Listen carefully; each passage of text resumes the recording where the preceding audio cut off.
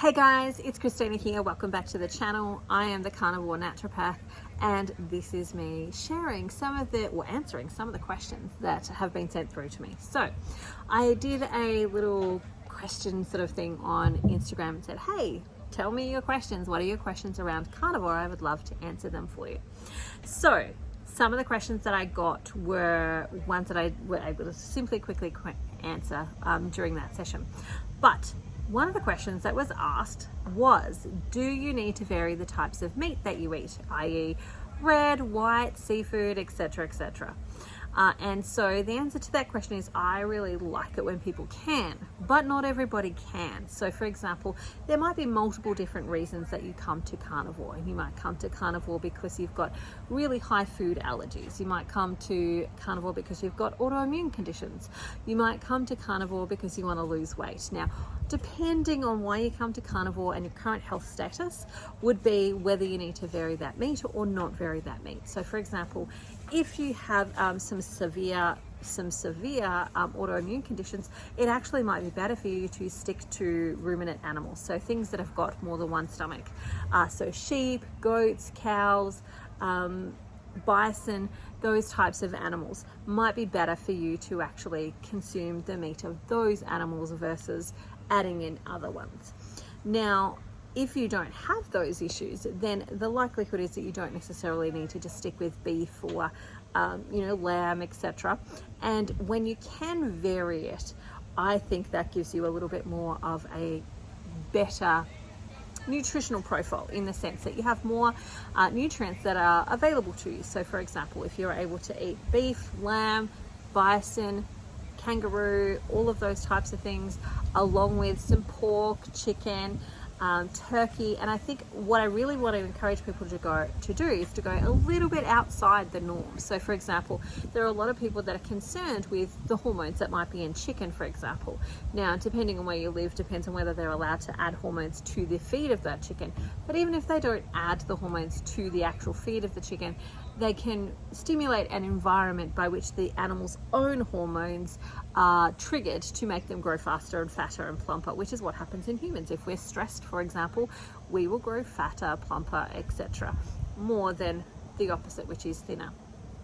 So one of the ways that you can reduce your exposure to things like those hormones in those particular animals is to eat outside a little bit more. So instead of just eating chicken as your poultry, go for some duck, go for some turkey, go for some quail, go for some goose, go for whatever you can actually get your hands on that sometimes is slightly different to just chicken, so that you've got a greater nutritional profile there versus just the chicken. The same with eggs. Like, certainly if you can do chicken eggs, do some chicken eggs. But if you can get some duck eggs, if you can get some quail eggs, if you can get some other animal eggs, like, I'm in Queensland, sometimes you'll see an emu egg for sale. If you can get some of those different types of animals as well, that's going to help benefit your nutritional profile, because they're slightly different as well, and they're going to give you slightly different things. Don't forget, fish eggs is also another really good, useful tool that you can have from that egg profile.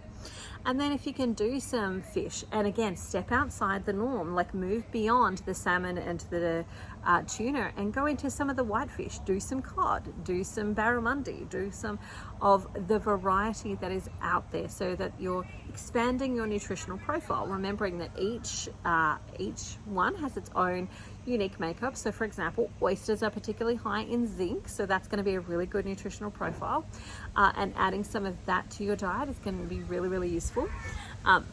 It's interesting because I think I was totally spoiled with oysters in Tasmania. I haven't done any fresh oysters here, in the sense that I haven't been down to a beach and actually harvested my own, but Tasmanian oysters are to die for. And I'm suddenly starting to see why a lot of other people don't enjoy oysters, because the oysters that I've tasted in each state that I've been in so far do not cut the mustard compared to Tasmanian oysters. So if you do have a chance to get some Tassie oysters, try those. You might actually find that you like oysters when you're trying some of those ones versus some of the other ones. And it might just be that I have not found the perfect oyster place. So if you're watching this and you want to shoot me a message or a comment to say, hey, go check out this oyster place, definitely do that. So expand, have as much as you possibly can. Organ meats, make sure that you're including some organ meats if you can. One of my favorite ways to get people to add a variety of organ meats to their diet is to get their butcher to mince it through. So asking their butcher if they can do 20% organ meats in their mince is a way for you to naturally start to get some more organ meats through your diet without really having to pay attention to it, without having to think, oh, am I having some organ meats? What do I need to do there, etc., etc. So getting your butcher to mince some through is a beautiful way to actually make that happen.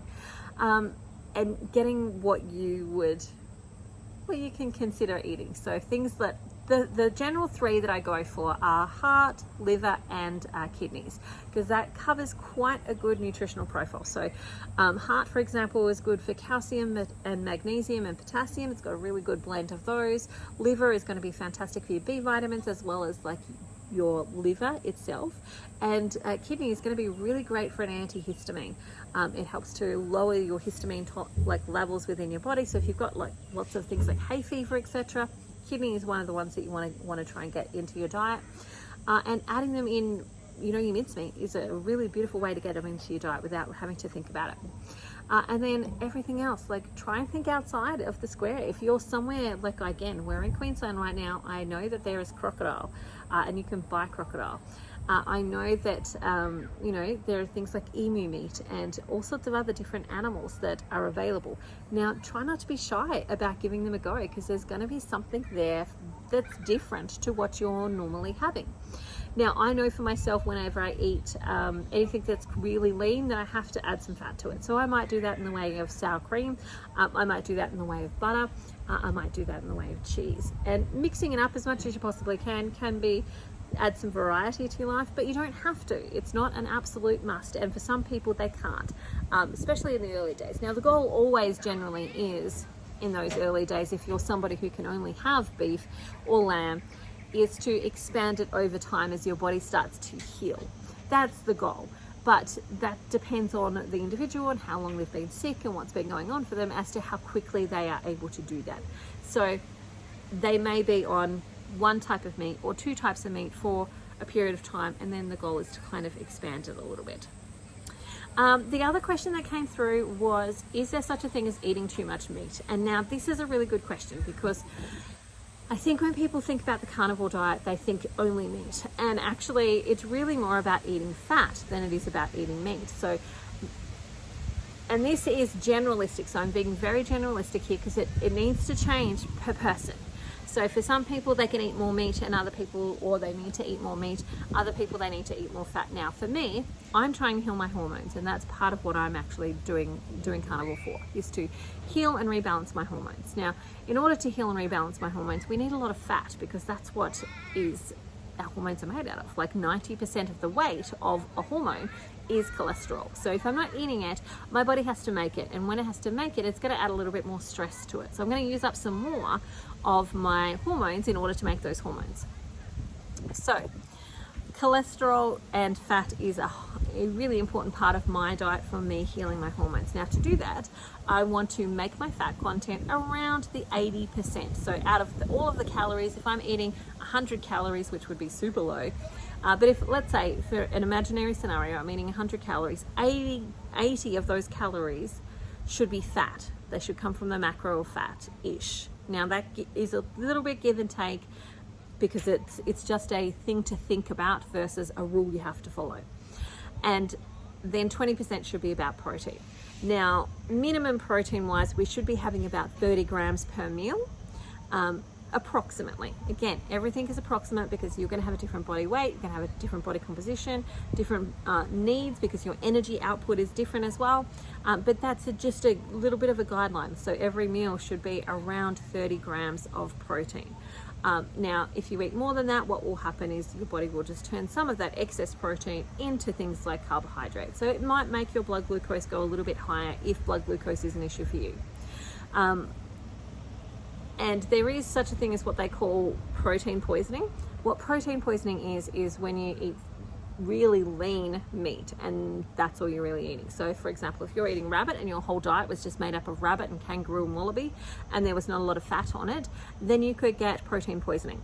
And that's because you don't have enough fat. And that is the key element when it comes to carnivore, is fat, fat, fat. Versus meat, meat, meat, it's actually fat, fat, fat. The meat, you know, is generally the pathway for the fat to come in. And so think about it as fat versus protein. And you want to really listen to your body as to how much it needs, and it might take a little while to build up. So if you're hearing this and you're going, oh, I need to get to that 80% fat for my hormones, but you can't do it straight away, start by just building yourself up a little bit, because there's a whole lot of things that go into processing fat, which includes if you don't have a gallbladder, if you do have a gallbladder, your body's just got to get used to balancing and rebalancing, and that will change depending on your body. So if you listen to it, if you're having too much fat, you'll get diarrhea. And ignore the first two weeks, because the first 2 weeks everyone generally will get some diarrhea. That's just the clean out, the changeover of your microbiome. After that though, if you're still experiencing some diarrhea, reduce your fat a little bit. If you are experiencing constipation, increase your fat a little bit. And you just want to find where your body's actually sitting, and it will change at different stages of your life as well, or different things that you're going through, simply because different hormones will be released at different times. Our physical needs are different at different times as well. So those are those questions that I've answered for today. I hope you have the most amazing day ever. Tomorrow I will be releasing my December statistics, and I'll come and talk to you about Christmas and all of the things then. All right, bye for now. Make sure you like and subscribe the channel, click the bell function so that you know that a new video has been uploaded, and I look forward to talking to you soon. Bye for now. See you later.